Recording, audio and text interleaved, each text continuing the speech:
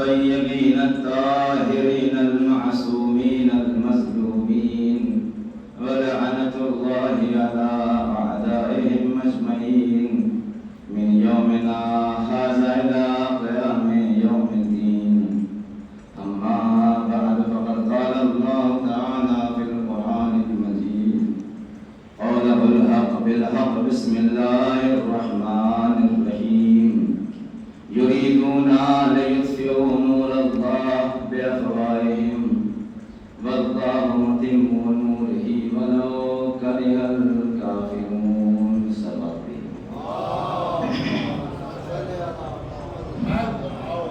بسم الله الرحمن الرحيم.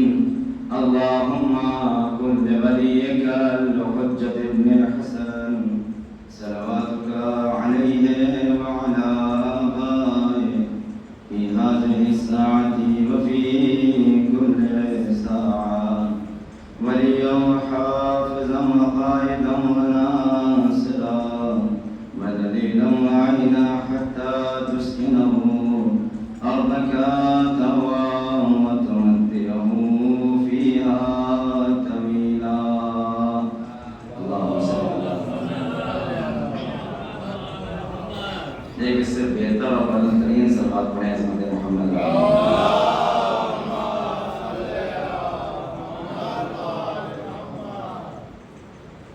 سورہ مبارکہ صف کی دو آیتیں ہیں جن کے زیر عنوان مسلسل مہذبیت کے اوپر بحث جاری اور ساری ہے،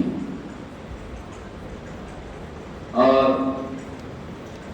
ظاہراً اور غالباً یہ اس موضوع کی آخری مجلس ہے اس سال. حضرت خانہ بھی رہے گا، میں بھی رہوں گا، مجلس سے ہوتی رہیں گی، لیکن اس عشرہ محرم کی جو 29 ماہ ذی سے شروع ہوا تھا، کیونکہ کل شب عاشور رہے گی اور اس لیے صرف مسائل بھی ہو پائے گا. بہرحال جو وقت معین ہے اسی محدودہ وقت کے اندر موضوع تو اتنا وسیع ہے کہ 1400 سال سے چل رہا ہے یہ موضوع، تو اس کو ایک دو عشرے کیا 1400 عشرے لگیں تب بھی کم ہے، اور سمیٹ پانا اور بیان کر پانا ناممکن ہے. بہرحال جو میں ان کے یہاں سے سیکھ کر کے آیا ہوں آپ کے سامنے عرض کر دوں گا. ایک سلوات اور حضرت محمد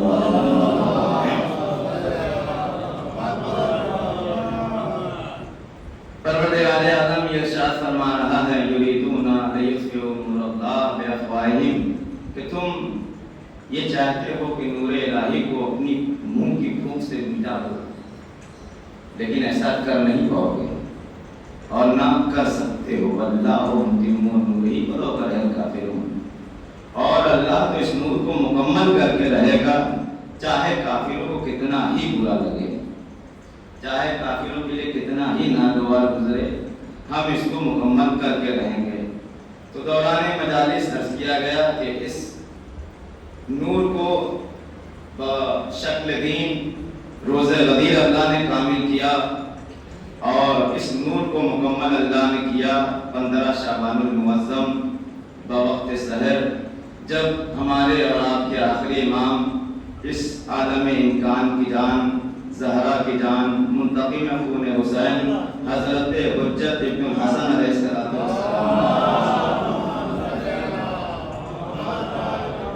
کی ولادت بسعادت ہوئی. وقت برباد نہ کرتے ہوئے کل کی مجلس سے آج کی مجلس کو جوڑتے ہوئے کہ عزیزان محترم آپ دیکھیں کہ دلائل طولانی عمر امام زمان علیہ السلام کے اوپر گفتگو چل رہی ہے کہ امام علیہ السلام کی اتنی لمبی عمر کیسے ہو سکتی ہے.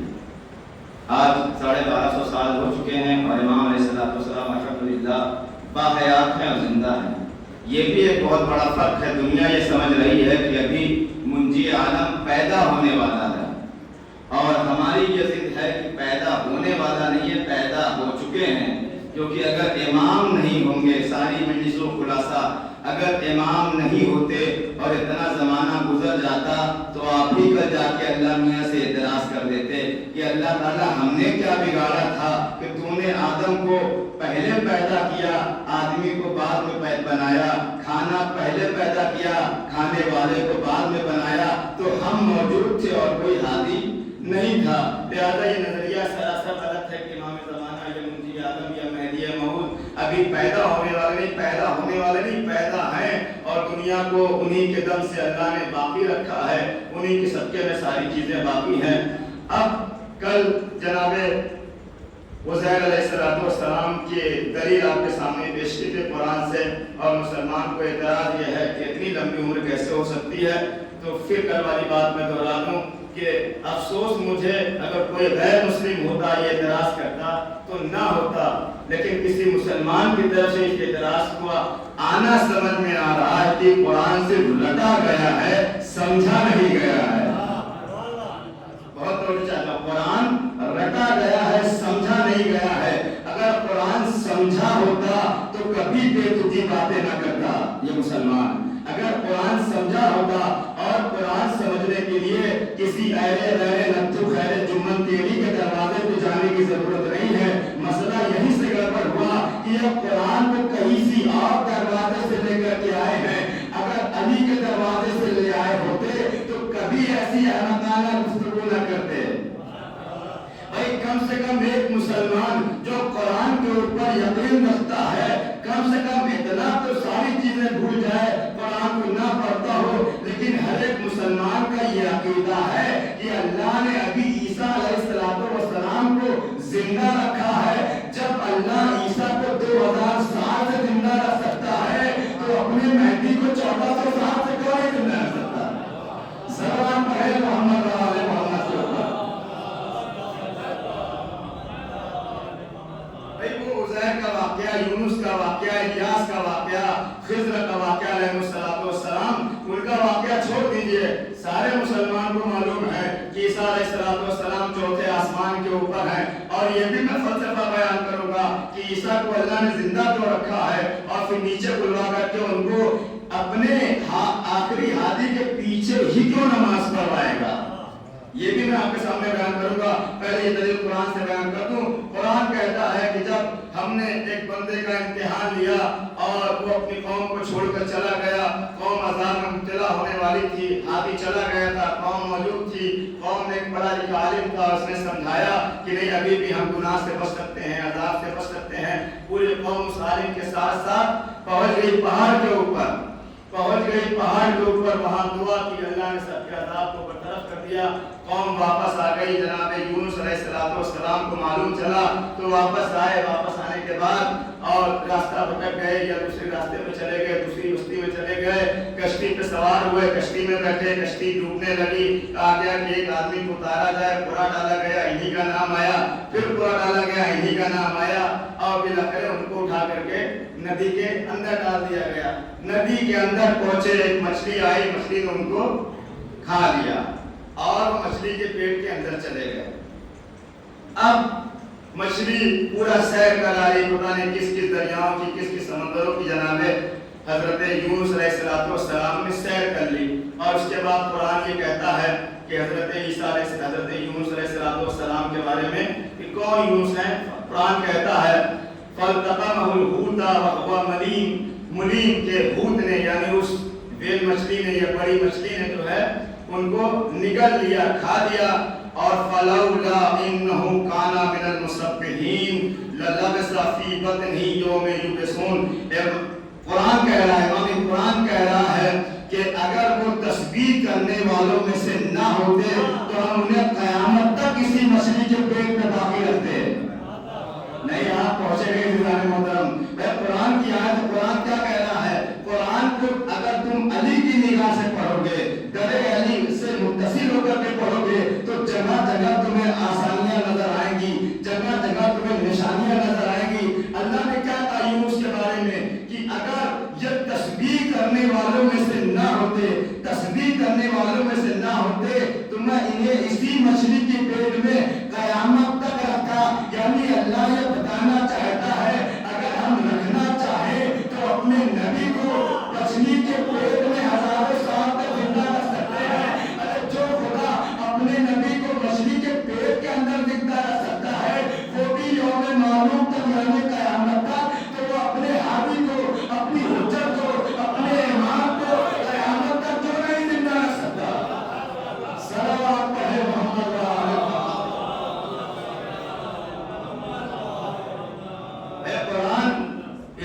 اور لگتا ہے 40-30 پارے کا، لیکن میں جو شاید پڑھ رہا ہوں یہ اسی قرآن سے پڑھ رہا ہوں جو تاج کمپنی کی پرنٹڈ ہے. بہت توجہ. اور جس کو دیکھنا ہے قرآن میں الحمدللہ کوئی فرق نہیں ہے. ہاں ایک قرآن علی علیہ السلام کے پاس ہے جو مولا نے خلفاؤں کے سامنے پیش کیا تھا، لیکن ان جاہلوں کو سمجھ میں نہیں آیا اور اس قرآن کو لینے سے انکار کر دیا. عزیزان محترم، مولا اس قرآن کو واپس لے گئے اور وہ قرآن واپس ضرور آئے گا، لیکن جب دوبارہ وہ واپس قرآن لے کر آئے گا تب کسی خلیفہ کے اندر ہمت نہیں ہوگی کہ اس کو ٹھکرا دے، اس کو رد کر دے. جب امام علیہ السلام آئیں گے تو پھر وہی قرآن رائج ہوگا. عزیزان محترم، تو دوسری دلیل، ایک دلیل جناب عزیر علیہ السلام کی، دوسری دلیل قرآن کہہ رہا ہے کہ ہم انہیں اسی مچھلی کے پیٹ میں قیامت تک رکھ سکتے تھے. وہ اور بات ہے کہ انہوں نے اللہ کا نام، محمد کا نام، علی کا نام، فاطمہ کا نام، حسن کا نام، حسین کا نام لے کر کے اپنے آپ کو اس عذاب سے بچا لیا. اس کا مطلب یہ ہے اگر انبیاء کے اوپر بھی عذاب آئے یا امتحان آئے اور وہ بچنا چاہتے ہیں تو وہ بھی سہارا انہیں مدد کر لیتے ہیں. بھائی یہ سنت کوئی نئی سنت نہیں ہے، یہ سنت آدم علیہ السلام سے چلی آ رہی ہے. اب دنیا ہم سے کہتی ہے تم علی کا وسیلہ کیوں لگاتے ہو، محمد کا وسیلہ کیوں لگاتے ہو. میں نے کہا یہ ہماری سنت نہیں ہے، یہ کسی شیعہ کا بنایا ہوا عقیدہ نہیں ہے، یہ تمہارے دادا آدم کی سنت ہے. جب جنت سے اس کائنات میں آئے تھے بغور تمہارے توبہ قبول نہیں ہو رہی تھی تو کیا کہا پروردگار، تو احمد، تو محمد ہے، یہ محمد کے صدقے میں، اس فاطمہ کے صدقے میں، اس علی کے صدقے میں، اس حسن کے صدقے میں. ارے جب اللہ ان کے صدقے میں آدم کی توبہ، نوح کی توبہ اور یونس کو مشکل سے نجات دے سکتا ہے تو ہمیں کیوں نہیں دے سکتا؟ صلوات پڑھے محمد و آل محمد کو.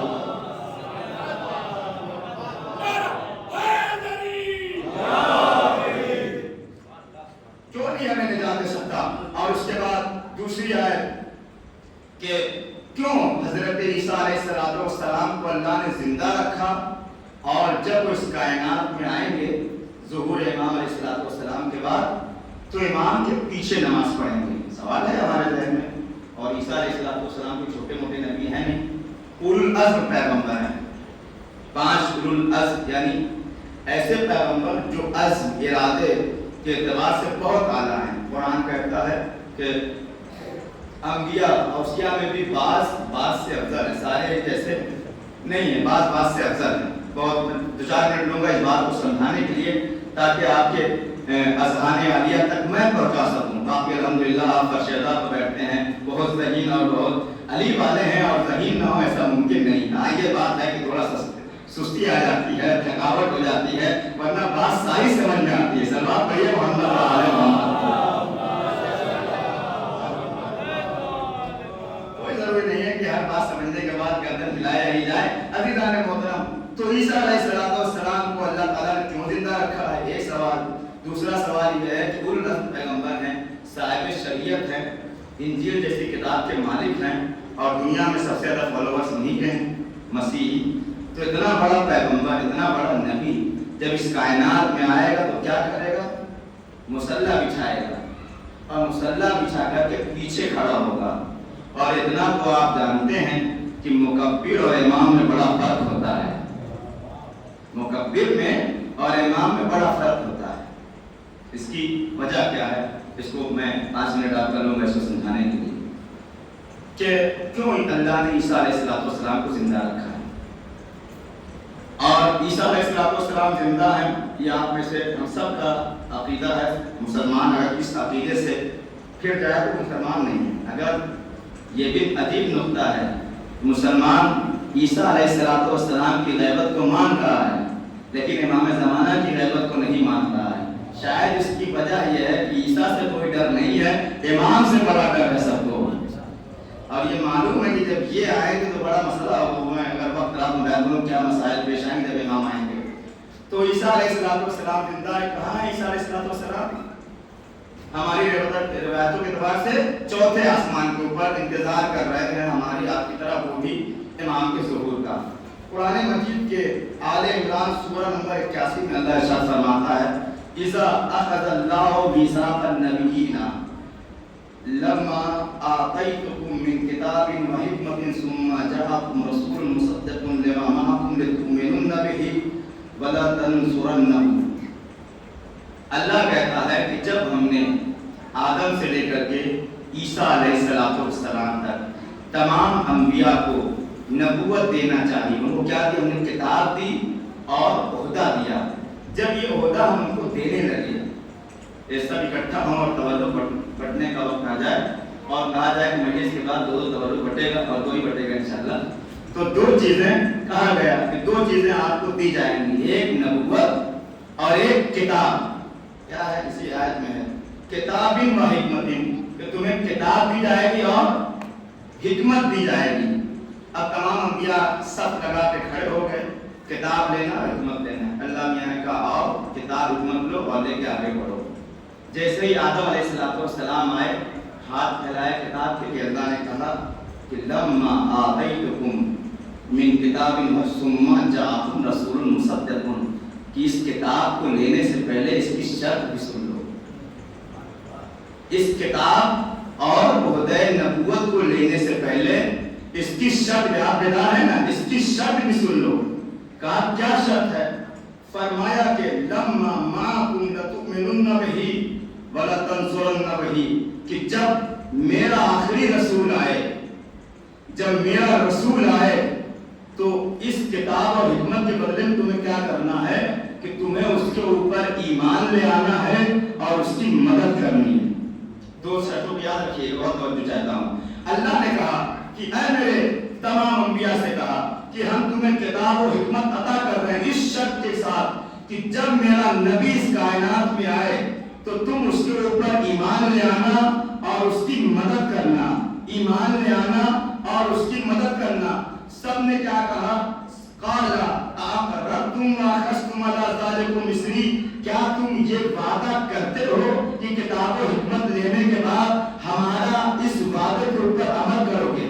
کیا تم اقرار کرتے ہو کہ ہمارے رسول کی مدد کرو گے اور ان کے اوپر ایمان لاؤ گے؟ قرآن کہتا ہے قالوا، یعنی آدم سے لے کر کے عیسیٰ تک سب نے کہا اقررنا، قال فاشهدوا وانا معكم من الشاهدين۔ اور اس کے بعد اللہ نے کہا اچھا ٹھیک ہے، تم اقرار کرتے ہو تو یاد رکھو تم بھی اس بات کے گواہ ہو اور میں بھی اس بات کا گواہ ہوں، تم بھی اس بات کے گواہ ہو اور میں بھی اس بات کا گواہ ہوں۔ اور اس کے بعد اللہ نے اس سے خطرناک آیت پیش کر دی، فرمایا فمن تولی بعد ذلک فاولئک هم الفاسقون۔ اور یاد رکھو تم نے کتاب و حکمت لے لی اور یہ وعدہ کر لیا دنیا میں جا کر کے اگر تم اس سے پھر گئے، اس سے پلٹ گئے تو یاد رکھو تم فاسقوں میں سے ہو جاؤ گے۔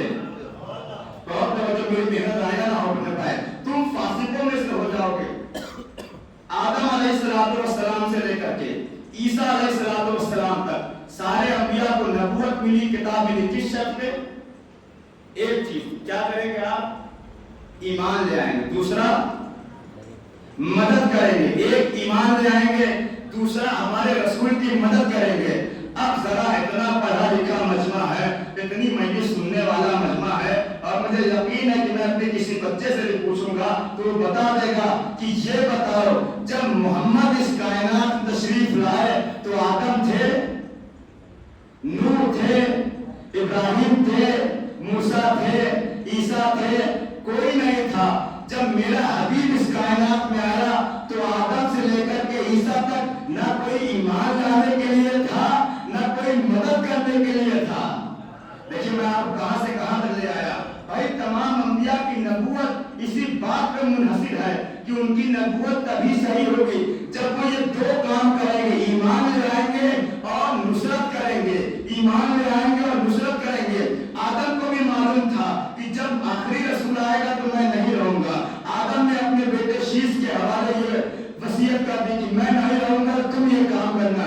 شاید جب دنیا سے جانے لگے تو اس نے نوح کے حوالے یہ بات کر دیا، نوح دنیا سے گئے موسیٰ کے حوالے کیا، موسیٰ نے ابراہیم کے حوالے کیا، ابراہیم نے اسماعیل کے حوالے کیا، اسماعیل اسماعیل نے اسحاق کے حوالے کیا، اسحاق نے یعقوب کے حوالے کیا، یعقوب نے یوسف کے حوالے کیا. کیا کہتے جا رہے ہیں؟ سب ایک کے بعد یہ وصیت کرتے جا رہے ہیں کہ دیکھو ہماری نبوت کا دار و مدار تمہارے اوپر ٹھکا ہے. اگر آخری نبی سے ملاقات ہو جائے تو اس پہ ایمان بھی لانا، اس کی مدد بھی کرنا. بھائی جب سب نبی چلے گئے تو عیسیٰ تک یہ بات آ گئی. اب عیسیٰ علیہ السلام کی ذمہ داری تھی کہ جیسے ہی محمد مصطفیٰ اس کائنات میں آئے ان کے اوپر ایمان بھی لے کر کے آئے اور ان کی مدد بھی کرے. لیکن پوری تاریخ اسلام گواہ ہے نبی پر پتھر چلتے رہے، کوڑا پھینکا جاتا رہا، ہر جنگ میں مسلمان بھاگ کرے ہوئے، لیکن ایک نہ کوئی دکھا دے عیسیٰ آسمان سے اتر کر کے آئے ہو. عزیزان محترم، پوری 23 سالہ زندگی سرکار دو عالم کی تبلیغ کی اور 40 سالہ زندگی اس سے پہلے کی. 63 سالہ زندگی میں کوئی بھی جھوٹی سے جھوٹی روایت میں دکھا دو کہ ایک مرتبہ بھی عیسیٰ علیہ السلام سرکار دو عالم کی مدد کرنے کے لیے آئے ہیں. آپ نہیں دکھا سکتے، ہے ہی نہیں. عیسیٰ علیہ السلام چلے کے اوپر آئے ہی نہیں. اور سرکار دو عالم 11 ہجری کو دنیا سے چلے گئے. اب قرآن کی اس آیت کے اعتبار سے آدم سے لے کر کے عیسیٰ تک کی نبوت خطرے میں ہے. اب آپ کی سماعتوں کا امتحان ہے، میری محنت میں پوری کرنے جا رہا ہوں. بھائی آدم علیہ السلام سے عیسیٰ علیہ السلام کی محنت اور نبوت اس بنیاد کے اوپر ٹکی ہے. اگر وہ مدد نہ کرے اور ایمان نہ لائے، بھائی سرکار دو عالم آخری امید تھے، وہ بھی اس دنیا سے چلے گئے. نہ عیسیٰ آدم سے لے کر کے عیسیٰ تک کوئی بھی نہ ان کی مدد کر سکا، نہ ان کے اوپر ایمان لا سکا. عیسیٰ بھی آسمان پہ چلے گئے. اب کوئی تو ایسا ہونا چاہیے کہ جس کے اوپر عیسیٰ ایمان بھی لے آئے اور اس کی مدد بھی کرے. عیسیٰ انتظار کرتے رہے، بہت توجہ، محمد چلے گئے، نہیں ہو پایا. علی آئے، علی چلے گئے، عیسیٰ نہیں آئے. حسن آئے، عیسیٰ نہیں آئے. حسین کا دور گزرا، عیسیٰ نہیں آئے. زین العابدین کا دور گزرا، عیسیٰ نازل نہیں ہوئے. محمد باقر کا دور آیا، عیسیٰ نازل نہیں ہوئے. جعفر صادق کا دور آیا، عیسیٰ نازل نہیں ہوئے. موسیٰ قاظم کا دور آیا، عیسیٰ نازل نہیں ہوئے. علی رضا کا دور آیا، عیسیٰ نازل نہیں ہوئے. محمد تقی کا دور آیا، عیسیٰ نازل نہیں ہوئے. تمام انبیاء کی عصمت، تمام انبیاء کی نبوت، تمام انبیاء کی خلت خطرے میں پڑی ہوئی ہے. بھائی اللہ سے وعدہ کیا ہے کہ ہم ایمان بھی لائیں گے اور مدد بھی کریں گے. عیسیٰ بھی پریشان تھے. ایک مرتبہ قدرت نے آواز دی، عیسیٰ گھبراؤ مت، آدم گھبراؤ مت، نوح گھبراؤ مت، ابھی محمد کا ایک بیٹا زندہ ہے، ایک بیٹا زندہ ہے. یہی تو وجہ ہے جب زہرا کا لاج محمد کا وارث اس کائنات میں آئے گا تو عیسیٰ آئیں گے، پہلے ایمان لے آئیں گے، اس کے بعد مدد فرمائیں گے. صلوات پڑھے محمد و آل محمد.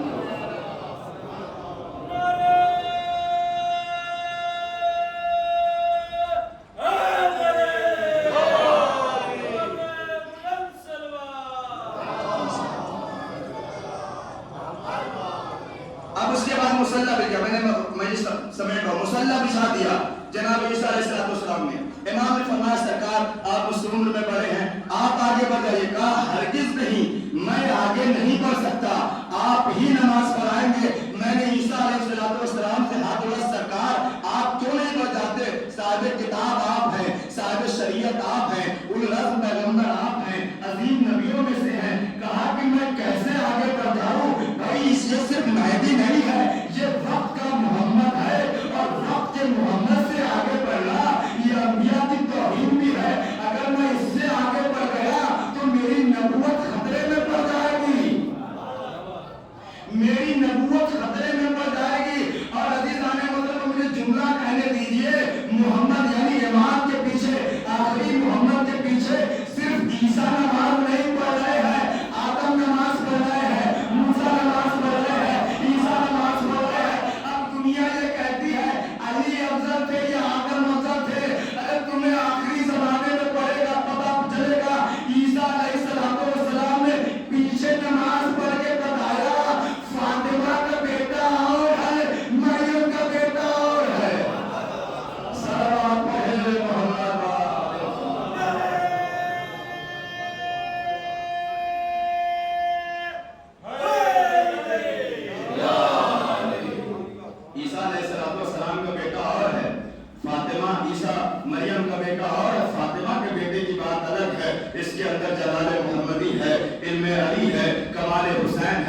اور جذبہ سید سجاد ساری باتیں چھوڑتے ہوئے اس کے بعد امام علیہ السلام کا اس کائنات میں ظہور ہوگا. وقت میرے پاس نہیں, ظہور امام فرمائیں گے. جب ظہور ہو گیا عیسیٰ علیہ السلام نماز پڑھیں گے.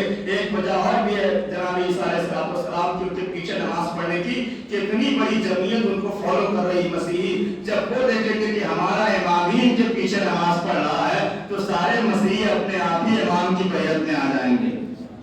اسی لیے اللہ نے ان کو باقی رکھا ہے. اب امام علیہ السلام جب ظہور فرمائیں گے تو کہاں سے ان کو نکلنا چاہیے؟ سولی سے آنا چاہیے. سولی میں شیعہ بہت ہیں, 24 گھنٹہ مجلس ہوتی ہے الحمدللہ. تو امام علیہ السلام کو ظہور کہاں سے کرنا چاہیے؟ سولی سے کرنا چاہیے. قرآن کی بات نہیں کر رہا, سولی سے کرنا چاہیے. سولی مرکز کربلا جہاں بھی آپ ہیں, سولی سے امام کو ظہور کرنا چاہیے. امام سولی سے کچھ ظہور نہیں کریں گے, ایران سے ظہور کرنا چاہیے. خامنہ صاحب جیسے وہاں رہبر ہیں, سارے شیعہ ہیں, حرم ہیں, سب کچھ ہے. آپ ایران میں بھی ظہور نہیں کریں گے. آپ کو لبنان سے ظہور کرنا چاہیے. حسن نصر اللہ جیسا پاورفل آدمی وہاں موجود ہے. کہا وہاں سے بھی میں ظہور نہیں کروں گا. میں نے کہا تو پھر آپ کو کوفہ سے ظہور کرنا چاہیے, بعد میں آپ کا دارالخلافت بننے والا ہے. کہا کوفہ سے ظہور نہیں کروں گا. مولا کہاں سے ظہور کریں گے؟ کہا جہاں سے اسلام شروع ہوا تھا. آخری بات میں کر رہا ہوں, بھائی نے آخری بات ہے اور زحمت تمام. کہا جہاں سے اسلام شروع ہوا تھا وہیں سے دوبارہ شروع کروں گا. اور عزیزان مطلب کہاں سے, مطلب کیا ہوا؟ یعنی خانہ کعبہ سے امام ظہور فرمائیں گے. میں نے پوچھا مولا خانہ کعبہ سے کیوں ظہور فرمائیں گے؟ کہا دنیا کو بتانا یہ چاہتا ہوں, خانہ کعبہ سے اس لیے ظہور کر رہا ہوں تاکہ دنیا کو بتانا یہ چاہتا ہوں میں خانہ کعبہ کا متولی نہیں, مالک خانہ کعبہ ہوں. خانہ کعبہ کا متولی نہیں ہوں, میں مالک خانہ کعبہ ہوں. روایت بتاتی ہے امام علیہ السلام خانہ کعبہ کو ٹیک دے کر کے اس مقام کے اوپر کھڑے ہوں گے جہاں کے اوپر وہ نشان ابھی تک باقی ہے, جہاں تک وہ نشان ابھی باقی ہے. پھر میں نے امام سے پوچھا اور آپ سے بھی سوال کر رہا ہوں, آپ بڑے شیعہ ہیں, یہ بتائیے آپ میں سے کسی کی ہمت ہے کہ خانہ کعبہ کو اپنی پشت دکھا سکے؟ بھائی اتنے بڑے بڑے امام مکہ معظمہ میں ہیں, بڑی بڑی داڑھی لال رومال اور اونچے پائجامے والے, نہ جانے کیسے کیسے لوگ ہیں. کیا کسی امام کے اندر یا کسی مسلمان کے اندر اتنی طاقت ہے, اتنی جرات ہے کہ خانہ کعبہ کو ٹیک لگا دے؟ نہیں لگا سکتا. لیکن جب امام آئیں گے تو خانہ کعبہ کو ٹیک لگا کر کے اسی مقام پہ کھڑے ہوں گے جہاں سے پہلے امام اندر گئے تھے, اسی نشان کے اوپر ٹیک لگائیں گے. میں نے پوچھا مولا آپ کیا ثابت کرنا چاہ رہے ہیں؟ ایک مرتبہ امام آواز دیں گے میں دنیا کو بتانا چاہتا ہوں خانہ کعبہ کے اوپر ہمارا جنم صدھ ادھیکار ہے. کل ہمارا دادا اسی خانہ کعبہ میں آیا تھا. یہ تمہارے لیے عبادت خانہ ہے, ہمارے لیے رضا خانہ ہے. جب تک میرا دادا پیدا نہیں ہوا تھا یہ کعبہ کعبہ نہیں تھا. جس دن اس کعبے میں میرے دادا علی آئے اللہ نے کعبے کو کعبہ بنا دیا. صلوات پڑھے محمد.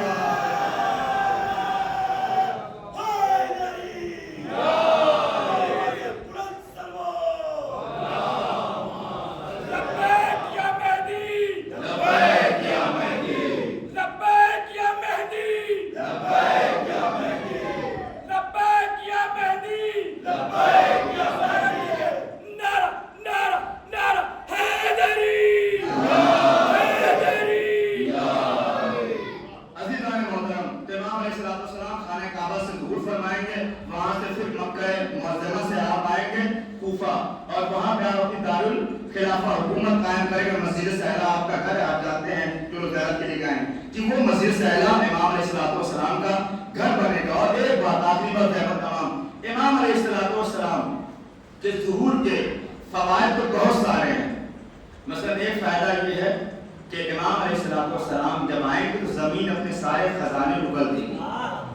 ابھی تو صرف کچے تیل نکل رہے ہیں, جب امام آئے تو پکا تیل بھی زمین سے نکلے گا. اب پتہ نہیں کیا کیا نکلے گا, ہمیں تو بھی پتہ ہی نہیں کہ زمین میں کیا کیا ہے. اس کی وجہ کیا ہے بتاؤ کہ اللہ تعالیٰ نے فرمایا کہ اللہ نے علم کو 27 حرفوں میں منحصر کیا ہے. علم یعنی 27 حروف ہے. 27 حروف میں سے اللہ نے صرف دو، یہ آخری بات ہے، 27 حروف میں سے صرف 2 حرف کو اللہ نے تمام انبیاء، تمام انسانوں کے حوالے کیا. حدیث موجود ہے. اس کائنات میں اللہ نے 27 حروف بنائے جو تمام علوم ہیں. اس 27 میں سے اللہ نے ابھی تک صرف 2 اپنے تمام انبیاء، تمام اوصیاء، تمام لوگوں کے حوالے کیا. یعنی آدم علیہ السلام سے لے کر کے ابھی تک اور ظہور امام زمانہ جل اللہ تعالیٰ فرج الشریف تک. بس آخری بات کہا کہ اس زمانے سے لے کر کے جب تک امام کو ظہور نہیں رہتا تب تک یہ صرف 2 ہی علم ہے جن کی بنیاد کے اوپر یہ سارا کھیل چل رہا ہے. بھائی 2 علم کا کمال یہ ہے کہ انسان آج کہاں سے کہاں پہنچ چکا ہے. 2 علم کا کمال ہے. امام فرماتے ہیں کہ جب میرا نام مہدی اس کائنات میں آئے گا تو وہ 25 حروف جو باقی ہیں ان کو اس 2 حروف سے ملا کر کے سارے حروف کو لوگوں کے حوالے کر دے گا. اب دنیا ہم سے یہ سوال کرتی ہے کہ آپ کے امام اس بڑھتی ترقی یافتہ ٹیکنالوجی کے سامنے کیسے ٹکیں گے، کیسے حملہ کریں گے. تو دنیا آج اسکرین تک پہنچی ہے. امام کی حدیث ہے کہ جب میرے نام کا ظہور ہوگا اور کوئی کہیں کسی مقام پہ پھنس جائے گا، کوئی بات سمجھ میں نہیں آئے گی تو انہی کے اوپر ہتھیلی پہ اشارہ کرے گا، ساری چیزیں کھل کر کے سامنے آ جائیں گی. دنیا آج اس ٹیکنالوجی پہ پہنچی ہے. 1200 سال پہلے امام صادق اس کا علم دے کر جا چکے ہیں. صلوات پڑھیے محمد. عزیزان محترم، دنیا اس مقام تک پہنچی ہے. امام علیہ السلام جس دن اس کائنات میں آئیں گے تب دیکھیے گا کائنات کا عالم کیا ہے. ابھی کچھ بھی ترقی نہیں ہوئی ہے. یہ ہمارے علم کی کمی ہے کہ ہم اسے ترقی سمجھ رہے ہیں. اصلی ترقی تو اس دن ہوگی جب زہرا کلام اس دنیا میں آئے گا. روایت بتاتی ہے کہ عالم یہ ہوگا کہ زمین کے اوپر کہیں بھی خشکی نہیں ہوگی، ہر طرف ہریالی ہی ہریالی ہوگی. زمین کا یہ عالم ہوگا کہ زمین اپنے تمام خزانوں کو پلٹ دے گی. اس کائنات میں ایک ہی گھاٹ کے اوپر بکری بھی پانی پیے گی، شیر بھی پانی پیے گا. بچے سانپ کی انگلیوں میں، سانپ کی گروں میں اپنی انگلیاں ڈالیں گی. سانپ کی اتنی ہمت نہیں ہو پائے گی کہ وہ بچے کو کاٹ سکے. یہ امام زمانہ صلی اللہ تعالیٰ فرج الشریف کے ظہور کی برکت ہے. صلوات پڑھیے محمد.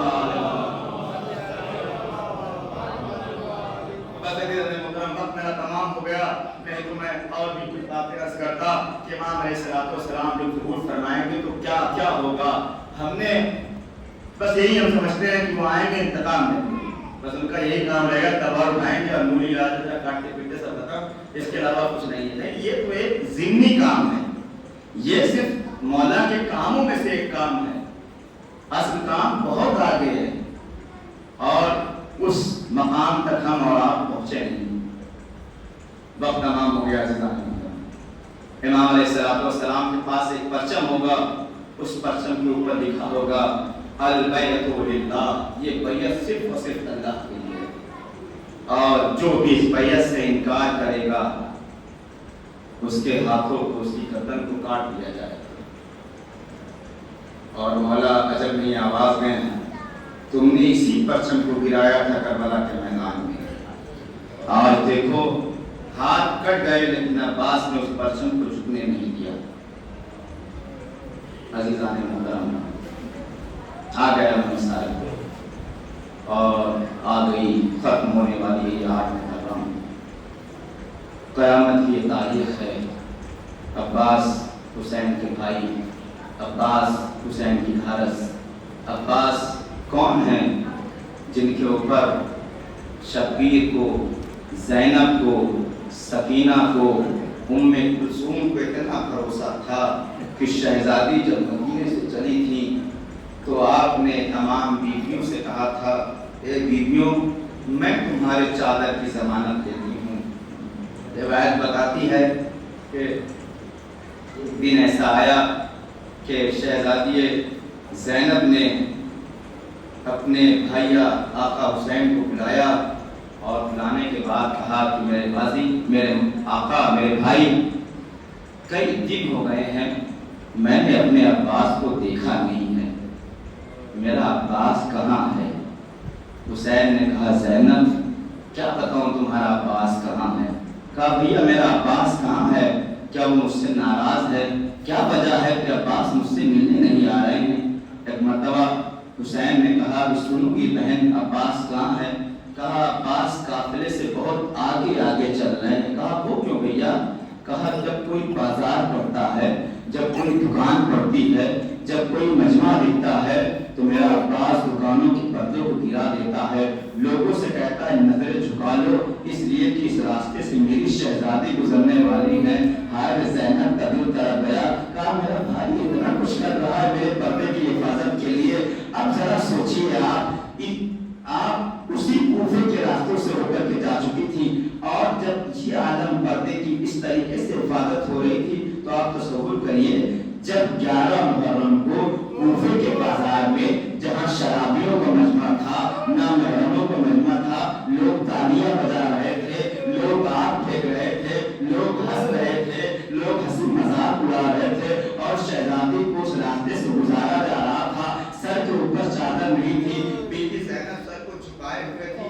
اب ذرا آپ سوچئے کہ اس غازی کے دل کے اوپر کیا گزر رہی ہوگی۔ شاید یہی وجہ تھی جب موقع نیزہ پہ سر کو بلند کیا جاتا تھا، سر زمین میں کربلا سر زمین پہ گر جاتا تھا۔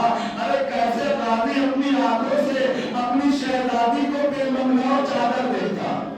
اتنا اہتمام تھا شہزادی کا، اتنا احترام تھا کہ روایت بتاتی ہے جب کہیں سفر کے درمیان آندھی چلنے لگتی تھی تو سارے جوان اکٹھا ہو جاتے تھے اور مہمن کی چادر کو پکڑ لیتے تھے کہ کہیں ہوا کے جھونکے سے اڑ نہ جائے اور کسی نامحرم کی نگاہ زینب میں کلثوم پہ نہ پڑ جائے۔ جزاکم اللہ۔ یہ ہے غازی عباس۔ اور ایک واقعہ جو اثر مجھے بڑا اچھا لگتا ہے اور یہ بڑا غمگین واقعہ ہے، اور عباس کی غربت کو سمجھنے کے لیے اس سے بہتر کوئی واقعہ نہیں ہو سکتا۔ روایت بتاتی ہے ایک مومنہ تھی جو ہر سال حاضری کا اہتمام کرتی تھی۔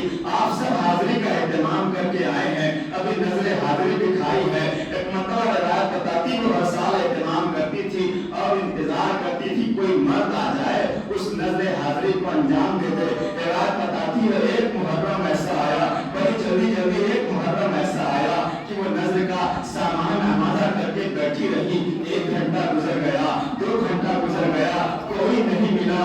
اس کا دل دھڑکنے لگا، وہ بے چین ہو گئی، مولا کوئی غلطی ہو گئی، مولا کوئی خطا ہو گئی، اس بار کوئی مرد مومن مل نہیں رہا ہے۔ ادھر وہ غمگین بیٹھی تھی، ایک مرتبہ آنکھوں سے آنسو جاری ہوا، مولا کی بارگاہ میں رونے لگی۔ کسی نے دروازے پہ آواز دی، یہ بی بی دروازے پہ پہنچی۔ ایک مرتبہ کیا دیکھا، ایک سوار ایک جوان کھڑا ہوا ہے۔ کہا کہ آج تمہارے یہاں نظر ہے؟ کہا نظر ہے۔ وہ جوان آگے لگے، یہ مومنہ پیچھے اس مقام کے اوپر آئی جہاں حاضری کا سامان رکھا تھا، جہاں نظر کا سامان رکھا تھا۔ ایک مرتبہ کہا کہ یہی نظر کا سامان ہے۔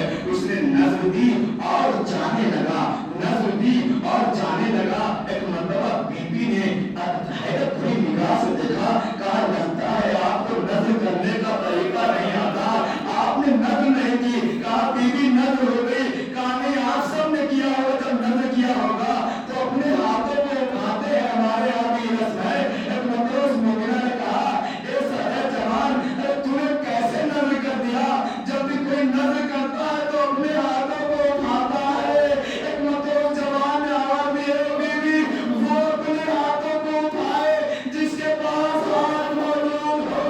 ارے میرا ہاتھ کربلا کے مقتل میں اپنے بھائی کی نصرت میں کر گئے۔ جزاکم اللہ۔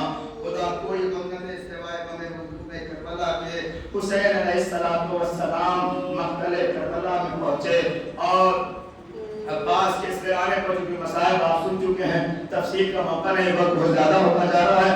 بس یہ آخری بات پر تو حسین کی بے کسی اور سید امام مولا عباس علیہ السلام کا گریہ روایت بتاتی ہے دونوں ہاتھوں کو سنبھالے ہوئے کٹے ہوئے ہاتھ۔ خدا کسی بھائی کو یہ دن نہ دکھائے کہ اپنے بھائی کے کٹے ہوئے ہاتھ کو اپنی آغوش میں لے کر کے اپنے بھائی کی میت میں پہنچے، دونوں ہاتھوں کو چومتے ہوئے۔ ہائے یہ وہی ہاتھ ہے جس کی بنا پہ زینب کی چادر سلامت تھی، یہ وہی ہاتھ ہے جس کی بنا پہ سکینہ پہ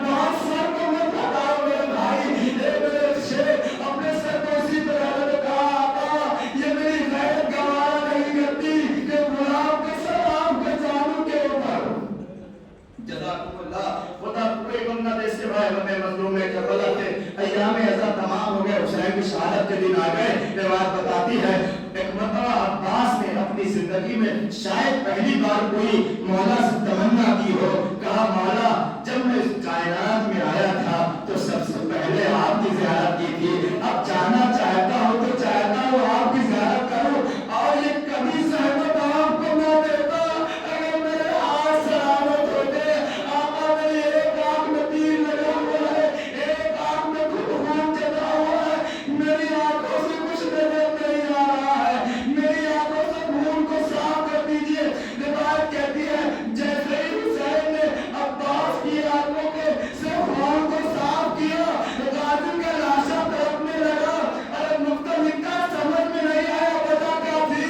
एक मतलब जैसे ही अब्बास ने देखा, क्या देखा, आका की आंखों से आंसू डाले हैं, अब्बास का लाशा तड़पने लगा। ए आका अभी अब्बास जिंदा है, अब्बास की जिंदगी में रोने की सबब क्या है। ए मेरे आका अभी आपका गुलाम जिंदा है, आका अब्बास की जिंदगी में आंसू न बहाए। रिवायत कहती है एक मरतबा हुसैन ने आंसू पोंछे, अब्बास ने अपने भाई की ज़ियारत की और रूह का फसे इंजरी से बर्दाश्त करना चाहती थी।